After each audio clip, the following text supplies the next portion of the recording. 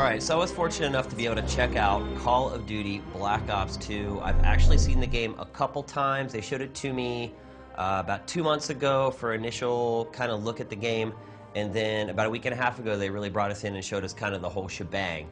And I don't want to repeat what is kind of in our interviews already. I'm sure you guys have looked at that, but I wanted to take this chance to kind of go over the things that they showed us that we didn't fit in the interview. But first, a little background information. So let's go over the story really quickly. Basically, the story takes place in two different time periods. It takes place during two Cold Wars. As you remember, the first Cold War was set in the 80s, and that's where this game starts. Now, the big question after the first Black Ops was, is Frank Woods alive? A grenade went off. They never really told you whether he survived or not. Well, he did, and he has actually returned for Black Ops 2 to tell the story through his eyes. And you guys have probably seen him in the trailer already. He's looking a whole lot older than he did in the first game.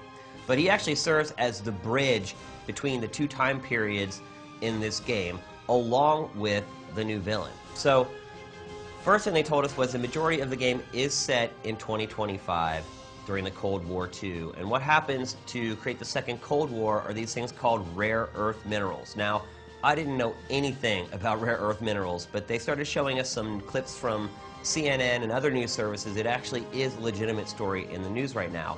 And basically what it is are these minerals that only China is mining right now. And those minerals are very important because they go into pretty much all technology.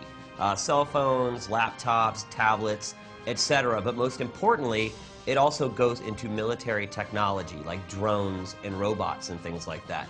And so in this sort of plausible future, they believe that the wars are going to happen based upon these minerals. So you're eventually introduced to the new villain. His name is Raul Mendez. He also spans both time periods.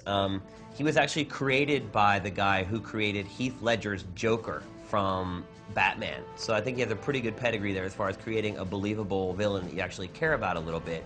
And that was really the trick here. They actually compared it to Tony Soprano from The Sopranos. They're saying, you know, Tony is this guy that you actually kind of like, but then ultimately he does things that are just so reprehensible that you can't support him. But there's still kind of this empathy that you have for the villain, and that's what they're going for with Raul Mendez. Now, the Cold War II basically happens when Raul decides to take over all the drones that America has. So he takes over the drones, he somehow hacks into the computer system and starts attacking major U.S. cities. And so the first demo they showed us was in Los Angeles. He's taken over the drones. You're actually trying to get the president out of Los Angeles safely. You're traveling down the 110 into downtown L.A., and all hell breaks loose. So the story sounds cool, but probably the biggest element of it is that it is now a branching story. There are decisions that you make throughout the course of the game, and it's not like this prompt pops up like you would see in RPGs and it says, kill the guy, let the guy live. It all happens organically throughout the game. The decisions that you make will shape how the story goes. It will also shape how Raul Mendez, how his plans actually succeed or fail. The cool thing is at the end of the game, it will tell you the mistakes that you made or the decisions that you made, how they ultimately affected the outcome of the game. And then, sort of to go along with that, there is also sort of 360-degree gameplay in this game. And you know, in most Call of Duty games, you're used to kind of going down that cattle chute. It keeps shoving you forward. There will be sections of the game that are like that, but the biggest change to the gameplay is easily these levels called Strike Force levels. And basically what they are, they're completely free-roaming levels. You can tackle them however you want. You can play as a soldier, and they made a point to say, look, if you want to play this game like the old Call of Duties, you can totally do that. You can just stay in the perspective of one soldier, and you can fight through each one of these Strike Force battles. But if you're a little more adventurous, you can technically go into a helicopter to a commander view where you can see the whole battlefield and all your units, and you can warp immediately and instantly down to any of the units, any of the gadgets, any of the robots, and take full control of them. We actually did not get to play it ourselves. We watched them play it, trusting them that they're not faking the whole thing. It looked completely seamless and very quick.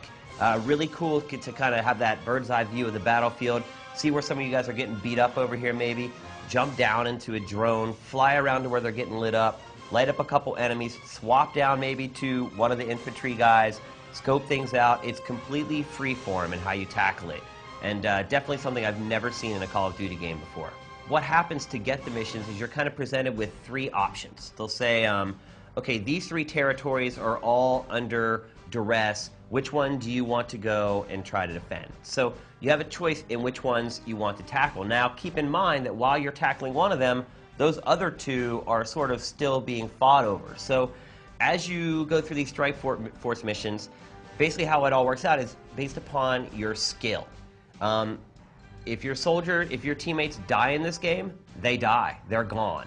You can replay the strike force missions, but that doesn't mean you're going to get your guys back. So there are major consequences to how you play this game. Of course, with the idea of they want you to play it multiple times, because that's been kind of the knock on the Call of Duty franchise is after you play something once, there's really no incentive to go back and play it again. And in conjunction with the fact that they tell you at the end what you did right or wrong that could have affected the outcome, it actually motivates you to go back and play some of these again. They figured it out. And then one final note on the story, female characters are going to play a much more prevalent role in this. If you think back to all the prior Call of Duties, can you remember even like a single woman in these games? There really haven't been many. So they actually showed us some of the facial mocap that they've been doing, and the example that they showed us was a woman. So look forward to that. Okay, so now let's switch gears and talk a little bit about the gameplay. Now, obviously, since most of this game takes place in the near future, there's a lot of technology in this game that you're not used to seeing in games like this. Now, most importantly, with the Strike Force levels, you have full 360-degree sandbox gameplay. And sort of their idea was, look, it needs to be accessible still, but it also has to have depth. So basically what they've done is they've tried to create this plausible reality. They've looked at technology that exists today, and they've tried to figure out and extrapolate how that technology will impact things 12, 13 years from now.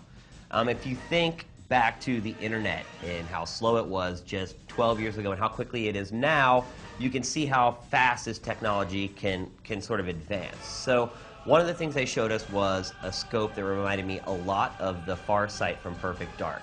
Basically, you can see through walls, huge chunks of concrete, so campers beware. I think that's how they put it, actually. They didn't talk about how that's going to play into the multiplayer, but in the campaign, you have this crazy rifle you can see through concrete, but you also have to have a way to shoot through the concrete. So apparently there's some new technology that uses electrons for increased bullet penetration. And so while you're using this gun, it's actually a sniper rifle, the longer you hold in the trigger, the more the gun charges up, and that increases the penetration of the weapon. Now, another thing they showed us was jet play. You probably remember some of the jet sections from Battlefield 3. Ultimately, all you did there was fire the guns. Now, in this, that's not the case. You actually jump into a jet, you're controlling the jet flying through the city while you're also controlling the guns. And they said it was done in a very Call of Duty way. It's not a simulation. You're not going to have to like practice your flight sim skills to try to get through it.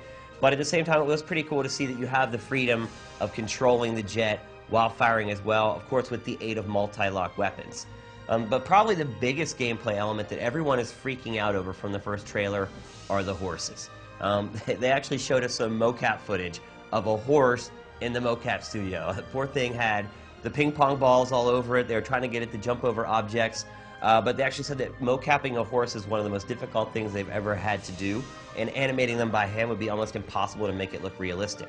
So now you're asking, how do they play into the game? Well, if you think about it, in the future when you have all this technology, and most of that technology is designed to zap other technology, what is the one thing that would be unaffected by that type of technology? And that is an organic being like us or like animals. So basically, using horses to get around this game is a way to avoid sort of the EMP effects of a lot of the technology that's going to be in the game. So it's funny how things have come full circle and now man is relying once again on horses for their primary transportation. And then the final gameplay element is controlling all the gadgetry and the robots/machinery in the game. Again, we didn't get to play it. We watched somebody else play it. But in the Strike Force levels, it looked like it was very intuitive, jumping in the claws, which you probably saw in the trailer. They're those kind of four-legged robots with the huge chain guns on them and the rocket launchers on them. It looked very simple, very easy. Of course, it goes into that sort of first-person view, so you get the whole view of the cockpit. The flying drones look easy to fight with as well. It was pretty cool to watch them kind of turn a corner with that drone and watch the enemies recognize it and kind of run away. But I think the most important thing to remember about the gameplay is while it seems like there's a lot of new stuff added, they've been very careful to try and make sure that it's very user-friendly and that it feels like a Call of Duty game and not some rigid military sim. So I have to admit that seeing this game 2 months ago represents one of the most difficult secrets I've ever had to keep. And mainly because of how much the game has changed. People have been calling this game the Madden of shooters. It's the same game every year. It's reskinned. Well, finally, they have listened to you guys. I mean, this is really turning the series on its head. And while I want to, we're going to wait to pass judgment. Obviously, we've only seen somebody play the game so far. Based upon their design docs, the stuff that we were shown, it looks like it's about to flip the series completely on its head. So, everyone's waited for this for a long time. Here it comes. Hopefully we'll finally get our hands on time at E3, and we'll report back then.